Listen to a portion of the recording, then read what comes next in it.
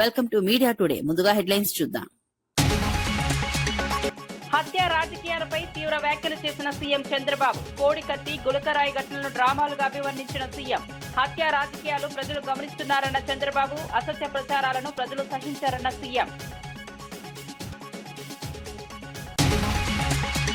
వికసిత్ భారత్ లో యువతదే కీలక పాత్ర అన్న ప్రధాని మోదీ. 51,000 మందికి ఉద్యోగ పత్రాలు అందించిన మోదీ. యువతలోనే దేశాభివృద్ధి సాధ్యమని స్పష్టం. ప్రపంచం భారత యువతపై ఆశలు పెట్టుకున్నదన్న మోదీ.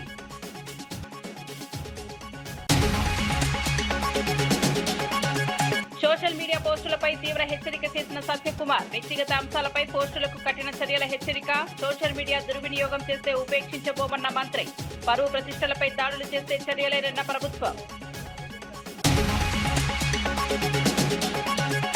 హరీష్ పగటి కళలు కంటున్నారంటూ ఫైరైన శ్రీధర్ బాబు. బీఆర్ఎస్ కు అభివృద్ధిపై చిత్తశుద్ధి ఉందా అని ప్రశ్నించిన మంత్రి. ప్రజల తీర్పును ఇంకా అర్థం చేసుకోలేదన్న విమర్శలు. అభివృద్ధికి అడ్డంకులు సృష్టించడం మానాలని పిలుపు.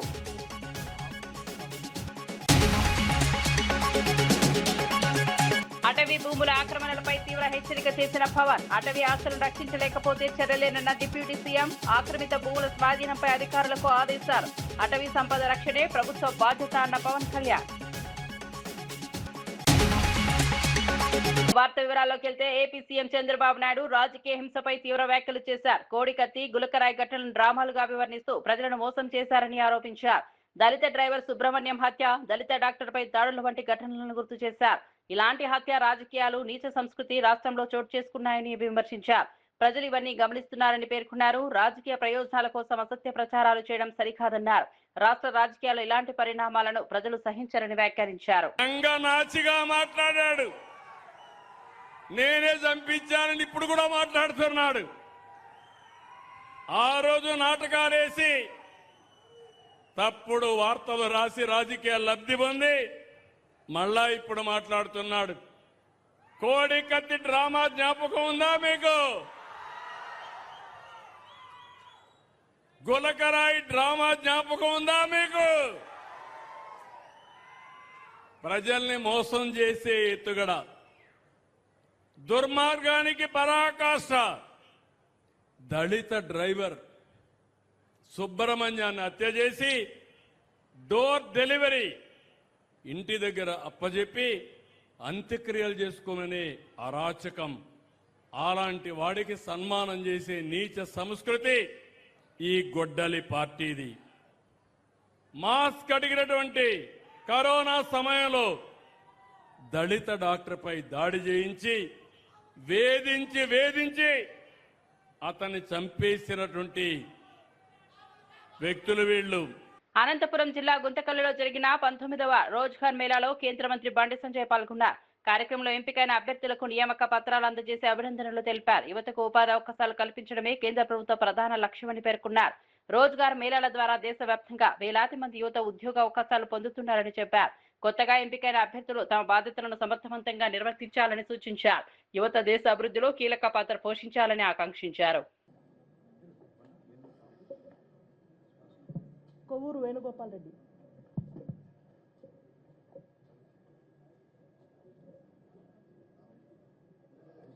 Rajiv Kumar, son of Jayanarayana Mahato. Next Rajeev Kumar, son of Jayanarayana Mahato.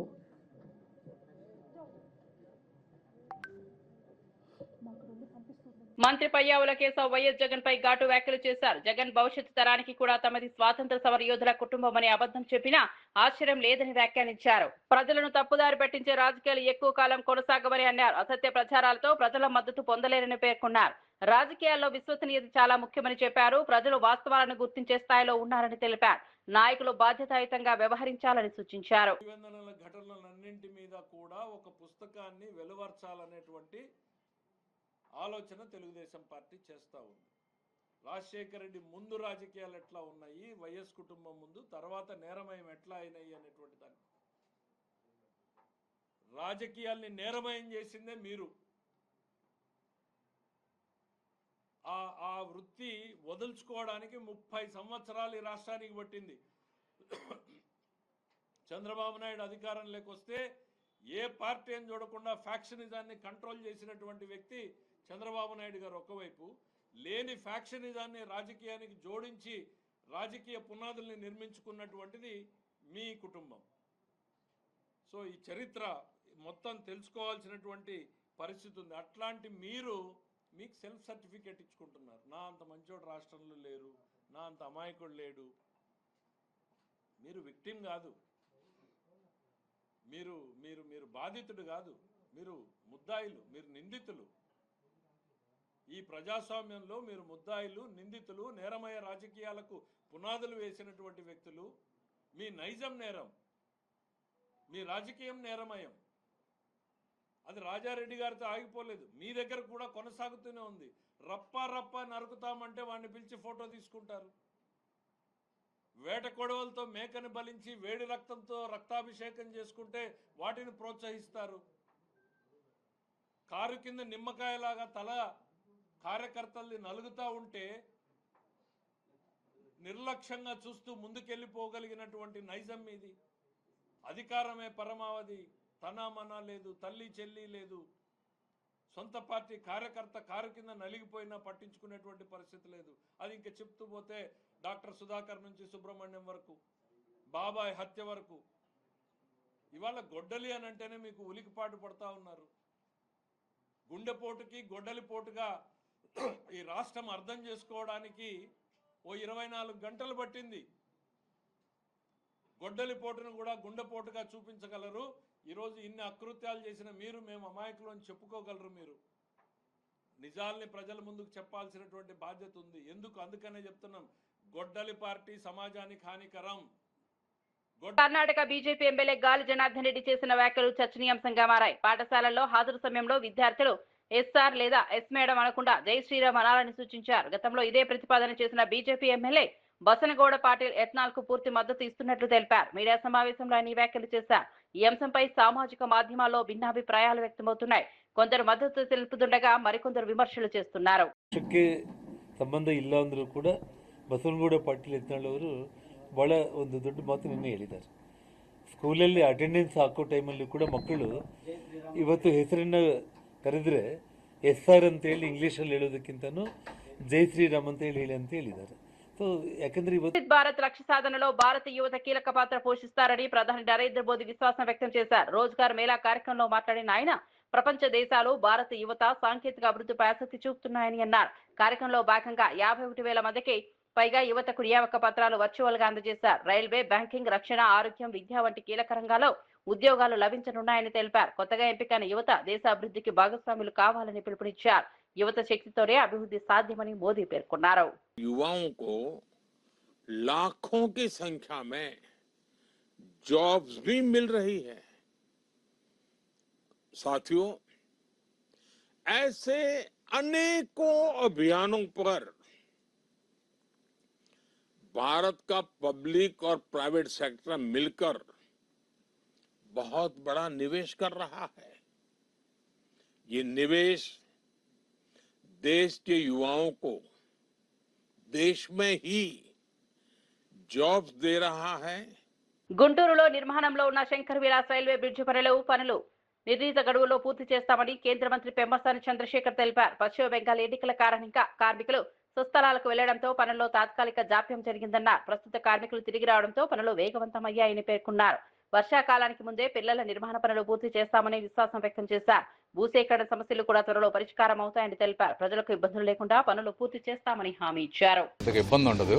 6 foundations ఏదైతే ఉన్నాయో అవి రైల్వేకి అటు ఇటు రావాల్సినవి.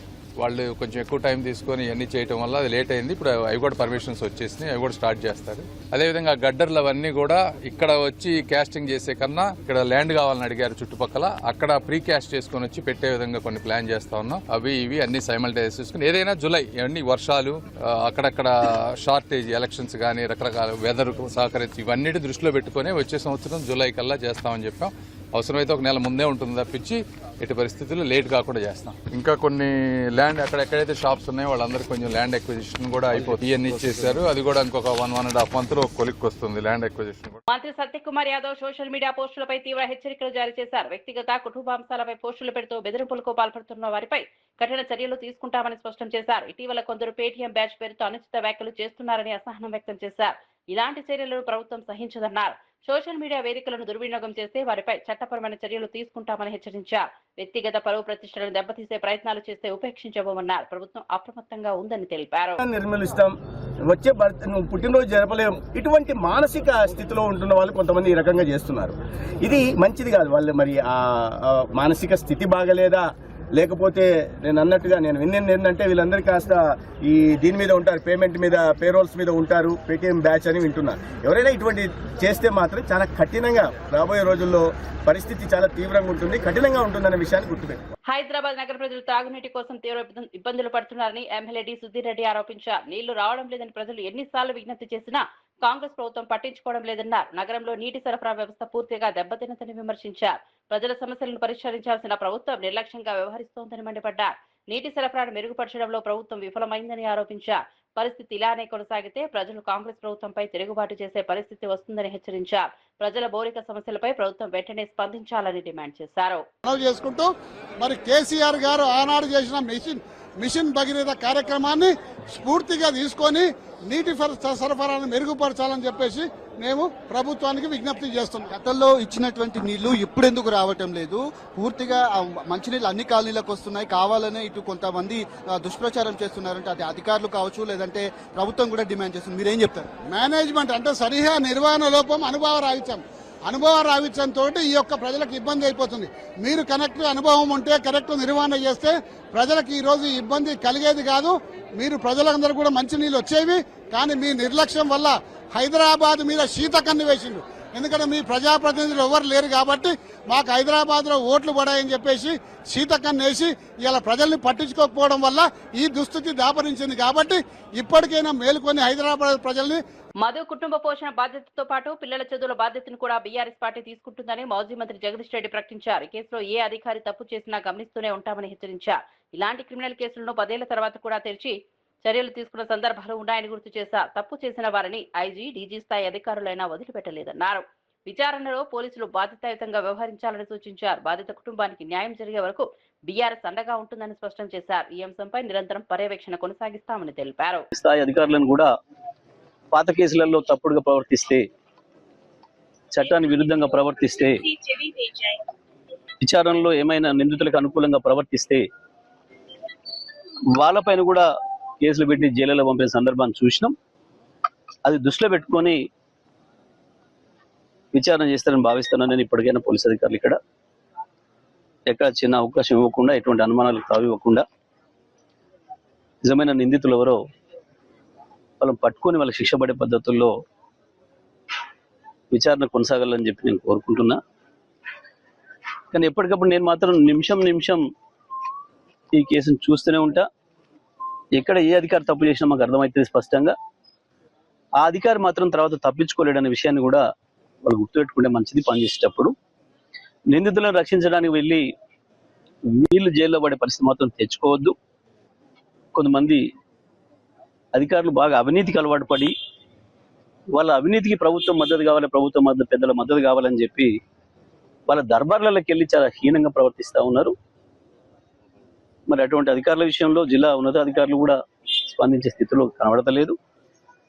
ఈ కేసు విషయంలో విచారణలో ఎక్కడ తప్పు జరిగినా వాళ్ళందరూ కూడా బాధ్యులు అవుతారు. రేపు తప్పకుండా అందరూ కూడా శిక్షకు గురవుతారు. నేను మా బీఆర్ఎస్ శ్రేణులకు కూడా మళ్ళీ అధికారంలోకి వస్తామంటూ హరీష్ రావు పగటికలలు కంటున్నారని మంత్రి శ్రీధర్బాబు విమర్శించారు. అసలు బీఆర్ఎస్ పార్టీకి రాష్ట్ర అభివృద్ధిపై చిత్తశుద్ధి ఉందా అని ప్రశ్నించారు. అసెంబ్లీ ఎన్నికలు, పార్లమెంట్ ఎన్నికలు, స్థానిక ఎన్నికల్లో ప్రజలు భారీగా తిరస్కరించినా బీఆర్ఎస్ నాయకులకు ఇంకా బుద్ధి రాలేదన్నారు. ప్రజల తీర్పును గౌరవించకుండా వ్యాఖ్యలు చేస్తున్నారని మండిపడ్డారు. అభివృద్ధికి అడ్డంకులు సృష్టించే రాజకీయాలు మానుకోవాలని సూచించారు. ప్రజా ప్రయోజనాల కోసం స్పష్టమైన కార్యాచరణతో ముందుకు రావాలని సవాల్ విసిరారు. రాష్ట్ర అభివృద్ధి ప్రభుత్వ ప్రధాన లక్ష్యమని పేర్కొన్నారు. ఈ రాష్ట్రాన్ని అభివృద్ధి చెందాలా వద్దా ఓ కార్యాచరణ తీసుకెళ్లాలని, ముందుకు పోవాలని ఉందా లేదా, మీకుందా లేదా, మీ పార్టీకి ఉందా లేదా అని అడుగుతా ఉన్నాం.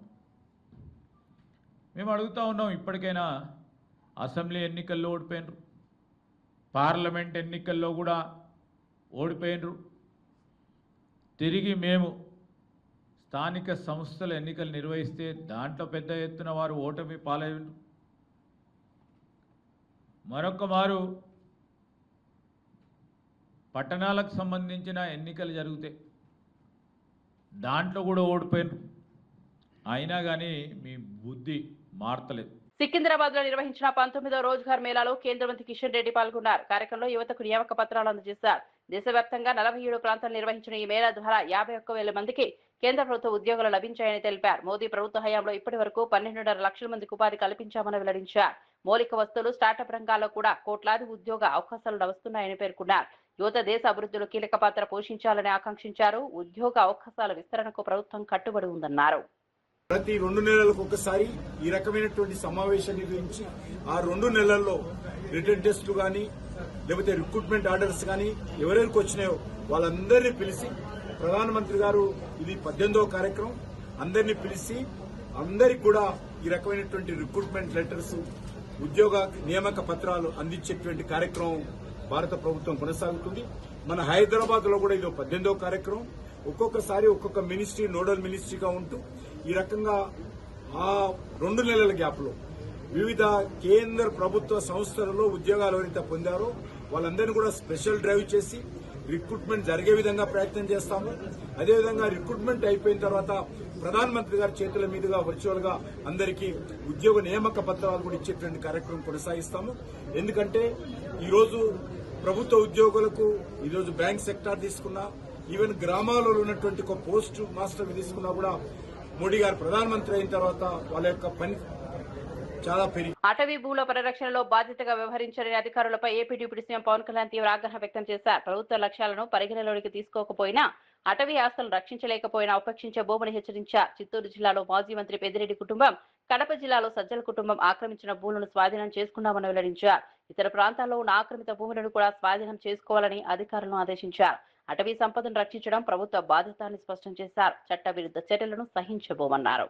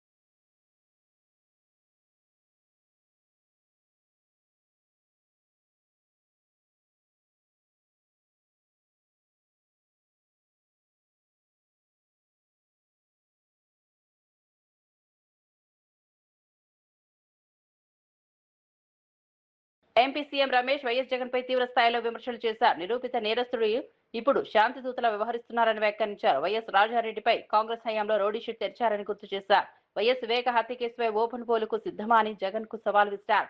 వైఎస్ మరణంపై జగన్ స్వయంగా చేసిన వ్యాఖ్యలపై కూడా విమర్శలు గుప్పించారు. రాజకీయ విశ్లేషకులు నాగేశ్వర్ విశ్వసనీయత కోల్పోయారని వ్యాఖ్యానించారు. జగన్ చేస్తున్న రాజకీయాలపై ప్రజలు వాస్తవాలు తెలుసుకుంటారని అన్నారు. మిగతా మీ దగ్గర ఉండే కుటుంబ సభ్యులందరినీ ముద్దాయిలు చేసి వాళ్ళు జైల్లో ఉన్నారు. ఇప్పటికీ ఇంకా కూడా వివేకానందరెడ్డి హత్య అప్పుడు ఎప్పట్లో నిజంగా దేవాంశ్ లేడు, లేకుంటే ఆయనకు చిన్నపిల్లాడు, లేకుంటే ఆయనే కొంచెం 10-15 సంవత్సరాలు వచ్చింటే ఆయనే పాత్ర ఉందని కూడా జగన్మోహన్ రెడ్డి చెప్పి నమ్మించే విధంగా ప్రయత్నం చేశారు. ఎక్కడ పోతున్నాం? అసలు చరిత్ర ఏంటి? రాజారెడ్డి ఏ విధంగా చిన్నప్పుడు చేశాడు అంటే, మేము చిన్నప్పుడు దాదాపు 48 సంవత్సరాల క్రితం పులివెందుల్లో ఇతని పరిస్థితి ఏంటి? అప్పుడు ఒక ఎస్టీ కులాన్ని అడ్డు పెట్టుకొని దోపిడీలు దొమ్మిలు చేసేవారు. రికార్డులో ఉంది పోలీస్ స్టేషన్లో, పులివెందుల పోలీస్ స్టేషన్లో ఎన్ని దోపిడీలు ఎన్ని దొమ్మిలు అంటే విలేజ్లపై పడి నైట్ పూట. ఇప్పుడు స్టీవర్పురం చూసాం కదా, అప్పుడు పూర్వం అప్పుడు ఏ విధంగా చేసేవాళ్ళని ఆ విధంగా జరిపించుకుంటూ జీవనం గడిపేవారు. అక్కడి నుంచి కోడూరులో మంగంపేట వెరైటీస్ బాగున్నాయని చెప్పేసి అక్కడ సుబ్బనర్సయ్య దగ్గర ఒక టిప్పర్ పెట్టుకొని ఆయన దగ్గర పనిచేస్తూ ఈ మైన్లో బాగా ఆదాయం వస్తుందని చెప్పేసి ఆయన్ను మర్డర్ చేసినప్పటి నుంచి ఆ టేస్ట్ అనేది చూశాడు, ఒకరిని చేసేస్తే ఏ విధంగా ఆదాయం వస్తుందని. అక్కడి నుంచి పులివెందల్లో ఏ విధంగా 78లో ఆయన కొడుకు ఎమ్మెల్యే కావడము, ఆ కాన్స్టిట్యున్సీలో ఏ విధంగా ఆధిపత్యాన్ని చేసుకోవాలి. ఇప్పుడు కేశవ చాలా క్లుప్తంగా క్లియర్గా ఇప్పటికీ మీరు మీడియా అంతా కూడా ఒక్కసారి ఆ పార్నపల్లి విజిట్ చేయాలని కోరుతున్నాం. ఆ పార్నపల్లి అనేది బార్డర్, లాస్ట్ అనంతపురం జిల్లాకు బార్డర్ లాస్ట్ విలేజ్. దాని తర్వాత ఆ పక్క చిత్రావతి రివర్ ఉంది, చిత్రావతి రివర్ తర్వాత అనంతపురం జిల్లా. ఆ గ్రామంలో జరిగిన భయానక వాతావరణం ఇంకా కూడా మాకు అట్లే ఒక సినిమా చూపించినట్టు ఉంది. అందువల్ల పులివెందుల్లో ఈరోజు ఎన్ని హత్యా రాజకీయాలు ఏ విధంగా చేశారు. అసలు జగన్మోహన్ రెడ్డి ఎందుకు రాజారెడ్డిని హత్య చేయాల్సి వచ్చింది? అక్కడ అతను ఎంతోమందిని హత్య చేయించే రాజకీయ లబ్ధి కోసం వారి కసి తీర్చుకోవాలని చెప్పేసి ఆయన్ను అందరూ చూస్తూ ఉండగానే ఎక్కడో అడవిలో కాదు, ఎక్కడో కాదు, నడి రోడ్డులో ఆ రోజు ఆయన మీద బాంబులు వేసేసి ఎవరు చేసింది? విక్టిమ్స్, వాళ్ళ బాధితులు, వాళ్ళ చేతిలో చనిపోయిన బాధితులు ఆయన పైన చేశారు. దానిపైన జగన్మోహన్ రెడ్డి అప్పుడు కొంచెం వయసు వచ్చి 35-32 సంవత్సరాలు ఉంటాయి. ఆ తాతను మా వాళ్ళు వీళ్ళు చేశారనే ఉద్దేశంతో ఈయన సూట్ కేసు బాంబు పెట్టి తయారు చేస్తే దాంట్లో దొరికిన వ్యక్తి కదా. ఆ రోజు అక్కడ ఇప్పుడు కడపలో ఏఎస్పీగా ఉన్నాడు ఒక ఎస్ఐ ఉన్నాడు ప్రకాష్ అని. ఆ ఎస్ఐని జగన్మోహన్ రెడ్డి కొట్టని పోయి అది కేసు ఉంది. రాజారెడ్డి పైన రౌడీ షీటర్ కేసు, దొమ్మి కేసులు, ఇన్ని కేసులు హిస్టరీ. అప్పుడు తెలుగుదేశము ఇవన్నీ గవర్నమెంట్ కాదు, అప్పుడు చంద్రబాబు నాయుడు ముఖ్యమంత్రి కాదు. మీ గవర్నమెంట్లోనే రాజారెడ్డి పైన రౌడీ షీటర్. అలాంటి చరిత్రని మన వివేకానంద రెడ్డి వరకు చూశాం. అసలు కుట్రలు కుతంత్రాలు అనేది కొత్తగా ఎవరికొరికో క్రిమినల్స్ కూడా రాని ఐడియాలు మీకు వచ్చి మీరు రాజకీయాలు చేసి రాజకీయ లబ్ధి పొంది ఈరోజు రాష్ట్రంలో నాకు ఒక గొడ్డలనే పేరు వచ్చింది, ఒక క్రిమినల్ అనే పేరు వచ్చింది. ఆ పేరు పోగొట్టుకోవాలని చేస్తే రాబోయే రోజుల్లో మంచి పనులు చేయాలి. ఇవన్నీ చేసిన వల్ల ఒక్కసారి అవకాశం ఇస్తే ఆంధ్రప్రదేశ్ ప్రజలు 5 సంవత్సరాలు ఎంత నరకయాతన పడి ఈరోజు మిమ్మల్ని 11 సీట్లకు తెచ్చేస్తే దాన్ని ఏ విధంగా నేను మంచి పేరు తెచ్చుకోవాలని ఆలోచన చేయకుండా ఇంకా కూడా ఇలాంటి రాజకీయాలు చేస్తే ఆంధ్రప్రదేశ్ ప్రజలు ఇప్పుడుండే సోషల్ మీడియా, ఇప్పుడుండే యువతకు ఇవన్నీ నచ్చవు. రాష్ట్రానికి మంచి చేయాలి, రాష్ట్రానికి ఎవరైతే మంచి చేస్తారు ఇప్పుడు ఎందుకంటే అతనికి ఏమైపోయింది, ఒక పక్క ప్రధానమంత్రి నరేంద్ర మోడీ గారు రాష్ట్రానికి మంచి సహకారం అందిస్తున్నారు, ఇంకొక పక్క అనుభవం ఉన్న ముఖ్యమంత్రి చంద్రబాబు నాయుడు గారు ఈ ఇండస్ట్రియల్ డెవలప్మెంట్ ఇవన్నీ తెస్తున్నారు, ఇంకా కొత్త పథకాలు కూడా తీసుకొస్తున్నారు. దానికి యువతగా తోడుగా పవన్ కళ్యాణ్ గారు ఉన్నారు. ఈ రాష్ట్రంలో ఏమి చేయాలి, మనకి ఈ విధంగా ఎట్లా మచ్చ పోగొట్టుకోవాలనే ఉద్దేశంతో తన సెల్ఫ్ గోల్ తానే వేసుకున్నాడు. ఈ రాష్ట్ర ప్రజలు ఒక్కసారి గత 5 సంవత్సరాలు చూసిన జగన్మోహన్ రెడ్డిని ఇప్పటికి కాదు ఎప్పటికి కూడా ఈ కూటమి ప్రభుత్వం ఉన్నంత వరకు నువ్వు మళ్ళీ కూడా ఆలోచన చేసుకోవాల్సిన అవసరం కూడా లేదని తెలియజేస్తాను. అనేది ఎక్కడో రూమ్లోనో లేకపోతే ఇంకొకటి ఎక్కడో జరగల, అడవిలో జరగల, నడి రోడ్డులో ఒక మండల హెడ్ క్వార్టర్స్లో నడి రోడ్డులో పట్ట పగలు అందరూ చూస్తుండగానే ఆయన చంపేసింది. ఎవరనేది ప్రజలందరూ చూస్తున్నారు. ఆ రోజు ఆ సూట్ కేసు బాంబులో కూడా ఆ రోజు రెడ్ హ్యాండెడ్గా మంగళకృష్ణ దొరికాడు. మంగళకృష్ణ ఎవరు అసలు? ఇప్పుడు ఒకసారి మనం గుర్తుపెట్టుకుందాం, జగన్మోహన్ రెడ్డి వెంబడి ఉండే బ్యాచ్ని చూడండి, ఇప్పుడు ఈ కూటమి ప్రభుత్వంలో ఉండే మంత్రివర్గాన్ని చూడండి. అప్పుడు మంత్రివర్గం జగన్మోహన్ రెడ్డి బ్యాచ్ ఎవరెవరు? మంగళకృష్ణ, శంకర్ రెడ్డి, శివశంకర్ రెడ్డి, లేదంటే కనుక మనం ఒక్కసారి గుర్తు తెచ్చుకోండి ఎటువంటి వాళ్ళు అప్పుడు మంత్రివర్గంలో ఉన్నారు, ఆ మంత్రివర్గంలో ఉండే అసెంబ్లీలో ఏ విధంగా మాట్లాడుతున్నారు, ఇప్పుడు మంత్రివర్గం ఏ విధంగా పనిచేస్తుంది, ఇప్పుడు మంత్రివర్గంలో ఉండే వ్యక్తులు ఎవరెవరో చూడండి ఎట్లా పనిచేస్తున్నారు. ప్రజలు అన్నీ కూడా బేరీ చేసుకుంటున్నారు. అంత సింపుల్గా లేదు. ఇప్పుడు ఏదో మామూలుగా టీవీలు పేపర్లే కాదు, సోషల్ మీడియా కూడా పవర్ఫుల్కి వచ్చినప్పుడు చిన్న విషయం ఇప్పుడు ఇక్కడ నేను మాట్లాడుతుంటే ఇప్పుడు కొన్ని వందల మంది, కొన్ని వేల మంది, లక్షల మంది 1 సెకండ్లో 2 సెకండ్లో చూసేసి వాళ్ళు బెరీ చేసుకుంటున్నారు ఈయన మాట్లాడింది కరెక్టా కాదా, ఏ తప్పు ఏది అబద్ధము అనేది అందరికీ నాలెడ్జ్ వచ్చేసింది ఇప్పుడు. ఎందుకంటే నాలెడ్జ్ మన ఒకరి సొంతం కాదు, ఆ రోజులు పోయినాయి. అది జగన్మోహన్ రెడ్డి గుర్తుపెట్టుకోవాలి. నాగేశ్వరరావు అంటే కొంత క్రెడిబిలిటీ ఉంది, మనం అందరం ఒప్పుకోవాల్సింది, ఎందుకంటే కొద్దిగా నాలెడ్జబుల్గా మాట్లాడతాం. గత కొన్ని రోజులుగా ఎందుకు ఆయన మనం నేను చెప్తే బాగుండదు కానీ మొన్న జరిగిన ఇష్యూ అమిత్ షా అంట పవన్ కళ్యాణ్ అంట మాట్లాడుకున్నారంట. అప్పుడు నాగేశ్వరరావు లోపల నుంచి విన్నాడంట. ఏమన్నా అర్థం ఉందా? నేను కూడా నాగేశ్వరరావు మాట్లాడదాం అనుకున్నా కానీ ఇప్పుడు మీరు చెప్తున్నారు ఎట్లా అట్లా అని.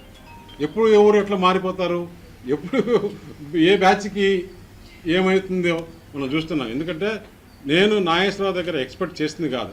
ఆయన ఒక్కసారి కాదు బేషరతుగా ఈ వాపసు తీసుకుంటున్నా అని 10 సార్లు చెప్పినా కూడా చాలదని చెప్పి తెలియదు. అంతకన్నా ఎక్కువ మాట్లాడడం కూడా బాగుంటుంది. ముందు హెడ్లైన్స్ మరోసారి చూద్దాం. హత్య రాజకీయాలపై తీవ్ర వ్యాఖ్యలు చేసిన సీఎం చంద్రబాబు. కోడికత్తి గులకరాయి ఘటనలను డ్రామాలుగా అభివర్ణించిన సీఎం. హత్య రాజకీయాలు ప్రజలు గమనిస్తున్నారన్న చంద్రబాబు. అసత్య ప్రచారాలను ప్రజలు సహించారన్న సీఎం. వికసిత్ భారత్ లో యువతదే కీలక పాత్ర అన్న ప్రధాని మోదీ. 51,000 మందికి ఉద్యోగ పత్రాలు అందించిన మోదీ. యువతలోనే దేశాభివృద్ధి సాధ్యమని స్పష్టం. ప్రపంచం భారత యువతపై ఆశలు పెట్టుకున్నదన్న మోదీ.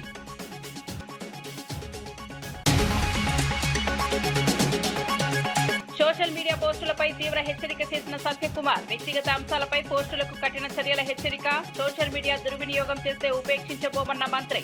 పరువు ప్రతిష్టలపై దాడులు చేస్తే చర్యలేనన్న ప్రభుత్వం. హరీష్ పగటి కళలు కంటున్నారంటూ ఫైర్ అయిన శ్రీధర్ బాబు. బీఆర్ఎస్ కు అభివృద్ధిపై చిత్తశుద్ధి ఉందా అని ప్రశ్నించిన మంత్రి. ప్రజల తీర్పును ఇంకా అర్థం చేసుకోలేదన్న విమర్శలు. అభివృద్ధికి అడ్డంకులు సృష్టించడం మానాలని పిలుపు.